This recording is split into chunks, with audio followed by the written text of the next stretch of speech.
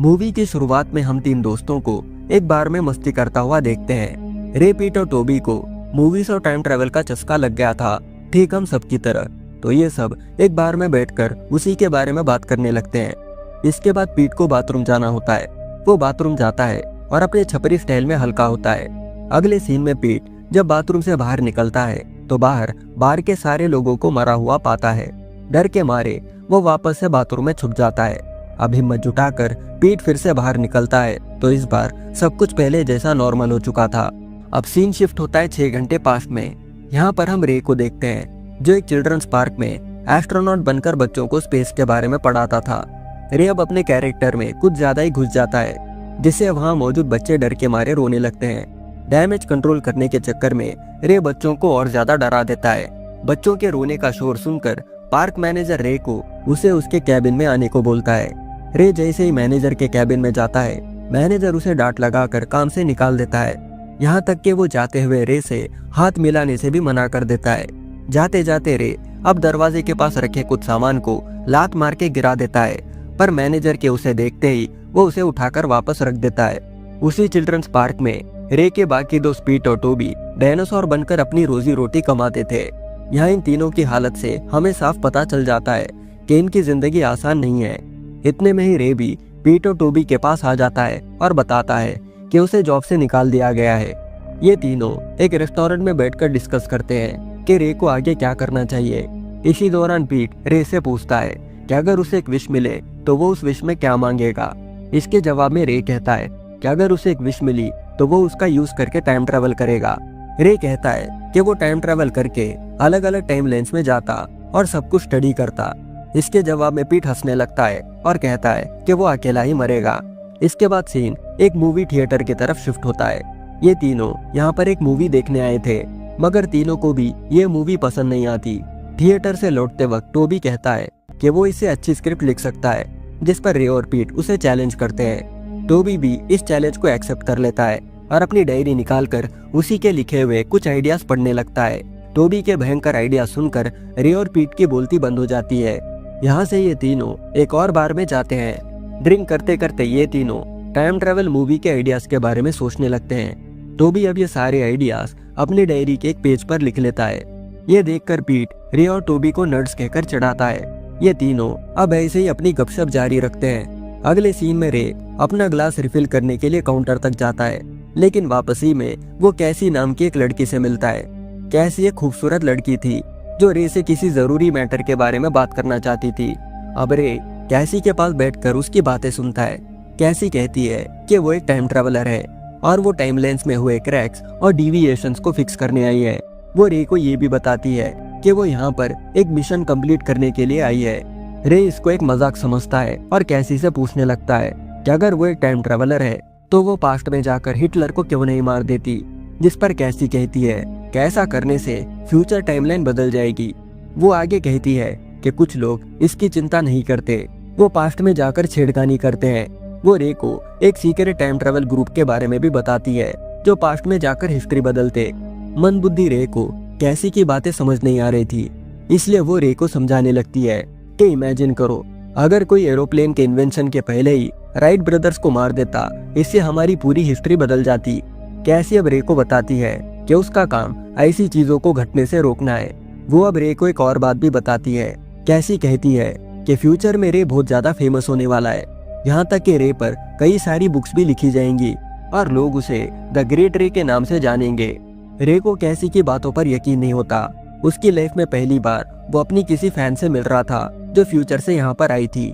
अब ये दोनों थोड़ी देर बातें करते हैं और अपने अपने रास्ते चले जाते हैं। रे को अब मन ही मन लगने लगा था कि कैसी को शायद टोपी और पीट ने हायर किया होगा ताकि उसके मूड को थोड़ा हल्का किया जा सके। उनसे पूछने पर रे को पता चलता है कि उन्होंने ऐसा कुछ नहीं किया। रे अब उन दोनों को कैसी के साथ हुई मुलाकात के बारे में सब कुछ बता देता है।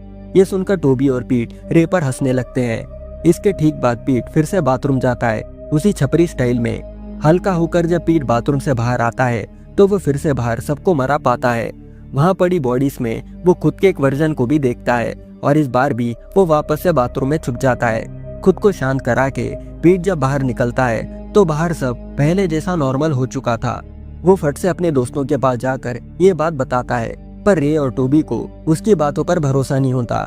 पीट अब रे से कहता है कि कैसी इसी टाइम क्रैक के बारे में बात कर रही थी, शायद इसे ही फिक्स करने वो यहाँ पर आई है।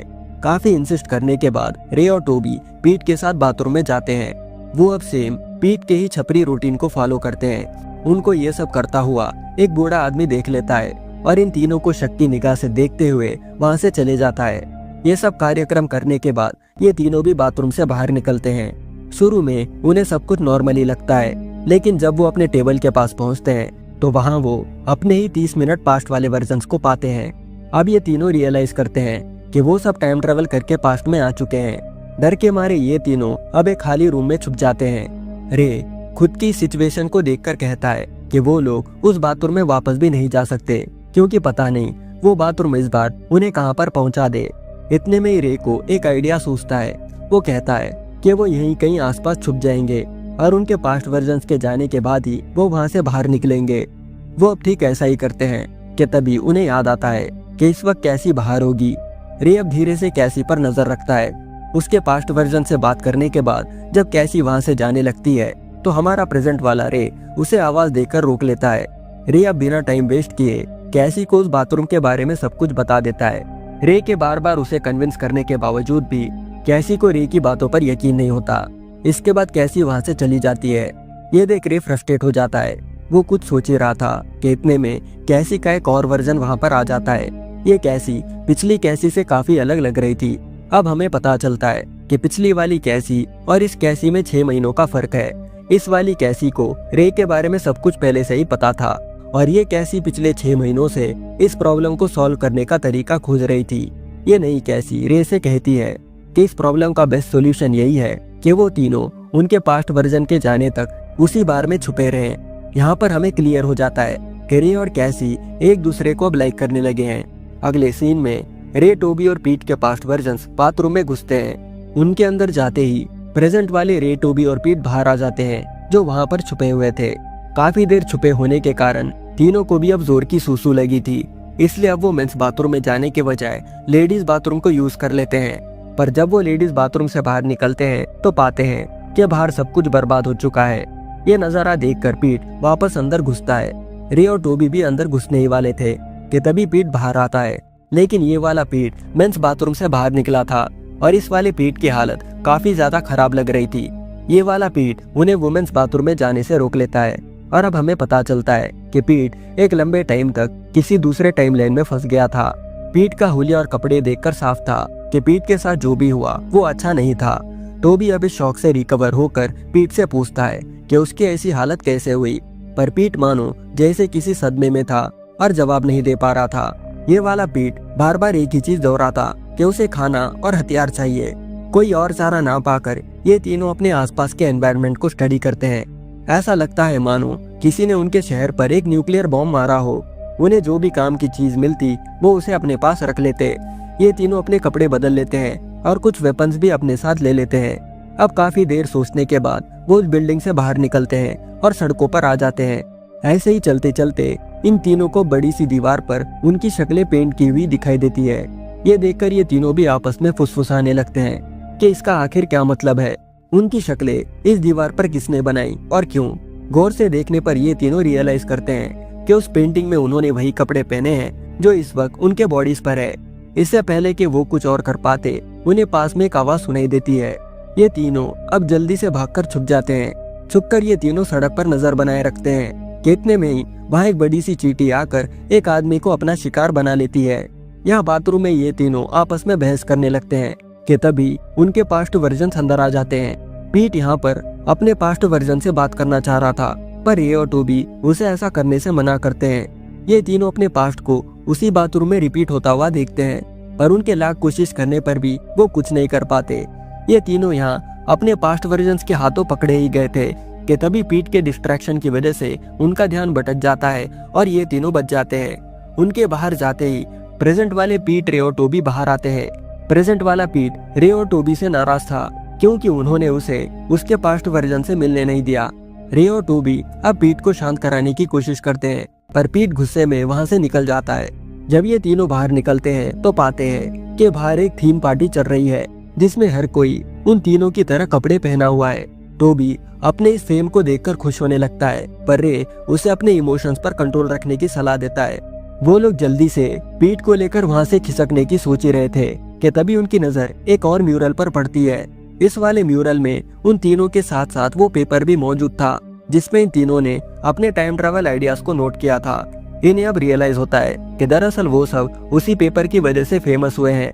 मगर यहाँ एक प्रॉब्लम थी, उनमें से किसी को भी याद नहीं कि उन्होंने उस पेपर में क्या लिखा था।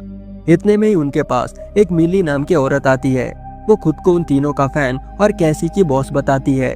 वो कहती है कि वो यहाँ पर उन तीनों को उनके असली टाइमलाइन में वापस ले जाने आई है।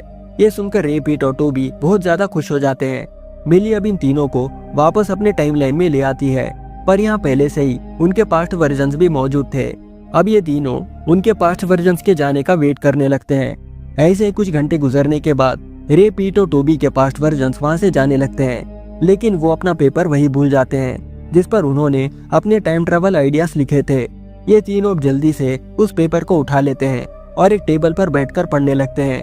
यही वो पेपर है जिसकी वजह से ये तीनों फ्यूचर में फेमस होने वाले हैं। ये लोग अब सोचते हैं कि सब कुछ पहले जैसा नॉर्मल हो चुका है।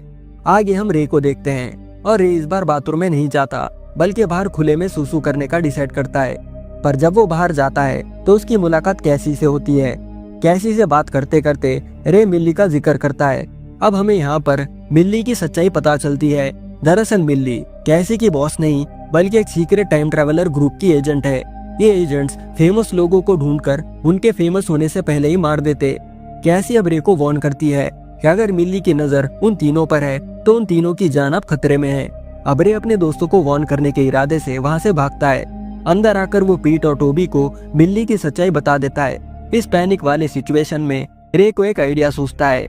रे कहता है कि अगर वो उस पेपर को जला दे तो वो तीनों फेमस नहीं होंगे, और जब वो फेमस ही नहीं होंगे तो मिल्ली उन्हें नहीं मारेगी। सच बताऊं तो ये आइडिया सॉलिड था, लेकिन टोबी को ये मंजूर नहीं था। टोबी को अपनी फेम नहीं गंवानी थी। अब रे लाइटर ढूंढने लगता है और इसी दौरान पीट और टोबी में हाथापाई शुरू हो जाती है। इतने में मिल्ली वहाँ पर आ जाती है। अब रे और कैसी मिल्ली को रोकने की कोशिश करते हैं। मिल्ली अब सीधा पीट पे हमला करके उसे बुरी तरह घायल कर देती है। पीट की हालत देखकर टोबी अपना पागलपन छोड़ देता है और उस पेपर को जलाने का ट्राई करता है, लेकिन मिल्ली अपनी पावर्स की मदद से टोबी के पास से वो पेपर छीन लेती है। इसके बाद मिल्ली वहाँ सबको एक ब्लास्ट करके मार देती है। अब सीन शिफ्ट होता है एक दिल दहला देने वाले नजारे की तरफ। मिल्ली के अटैक की वजह से हर कोई बुरी तरह मर गया था सिवाय रे के। रे अपनी ऐसी हालत में भी पेपर को डिस्ट्रॉय करने की कोशिश में लग जाता है। इतने में पीट का पास्ट वर्जन भी बाथरूम से बाहर निकलकर वही नजारा देखता है जो उसने फिल्म की शुरुआत में देखा था। पास्ट वाला पीट डर के मारे बाथरूम में वापस चला जाता है और रे यहाँ पर अब भी उस पेपर को जलाने में लगा हुआ था। पेपर लेने के चक्कर में रे के हाथों से बियर का ग्लास लुढ़क कर सीधा उस पेपर पर गिर जाता है, जिससे उस पेपर की लिखाई मिट जाती है। और इसी के साथ रे, पीट और टोबी का फ्यूचर हमेशा के लिए बदल जाता है। वो अब इस बार फेमस नहीं होते, जिस वजह से मिल्ली उनके पीछे भी नहीं पड़ती। अब यहाँ पर टाइम रिसेट होता है और ये तीनों खुद को अब वहीं पाते हैं जहाँ से ये मूवी शुरू हुई थी। अपने ड्रिंक्स फिनिश करके ये तीनों बार से बाहर निकलते हैं। रास्ते में चलते चलते अचानक ही उनके सामने एक टाइम पोर्टल खुलता है जिसके अंदर से कैसी निकलती है। यहाँ पर हमें कैसी से पता चलता है कि रे और कैसी फ्यूचर में शादी करने वाले हैं, मगर फिलहाल कैसी रे को अपने साथ एक और टाइम क्रैक फिक्स करने के लिए ले जाने आई थी। अब रे, पीट और टोबी बिना ज्यादा टाइम लगाए इस एडवेंचर के लिए मान जाते हैं। अब कैसी एक पोर्टल रीओपन करती है और इसी के साथ ये टाइम ट्रेवल मूवी यहाँ पर खत्म हो जाती है। वीडियो एंड करने से पहले हम पिछले वीडियो पर कमेंट करने वालों के नाम देखते हैं। पहला है एसएल रियल, सेकंड है प्रांजल, थर्ड है अयान डेविल और फोर्थ है कॉमेडी टीवी, फिफ्थ है अदीप कुमार और सिक्स्थ है सुदीप काने, सेवंथ है अरुण बाबा और एट्थ है इम्पोस्टर 1128, नाइन्थ है साहिल रनौत और 10th है मैक्सिमस।